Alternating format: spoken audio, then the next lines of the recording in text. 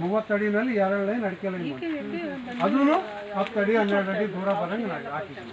ಈಗ ಯಾವ ತೆಂಗಲ್ಲಿಂದ ನೋಡಿ 10-12 ಅಡಿ ದೂರ ಇರ್ತದೆ. ಅದು ನಿಮಗೆ ಎಫೆಕ್ಟ್ ಆಗಲ್ಲ ಅಂತ ನಾನು ಅನ್ಕೊಂಡು. ಈಗ ನುಗ್ಗಿ ಹಾಕಿದ್ರಲ್ಲ, ಎಲೆ ಬರ್ತದ, ನೈಟ್ರೋಜನ್ ಕರೆಕ್ಟ್, ಇದು ಬಿಡ್ತದ, ಕಾಯಿ ನಮ್ಮಲ್ಲಿ ಬರ್ತಾ ಇರ್ತವೆ.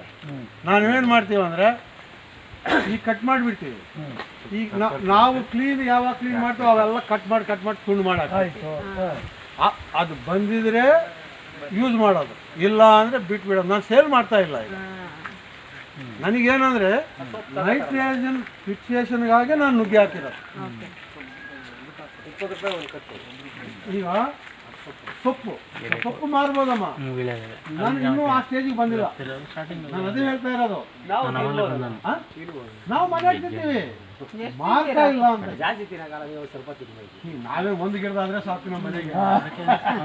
ಈಗ ನೋಡಿ, ನಾವು ಬೆಳಗ್ಗೆ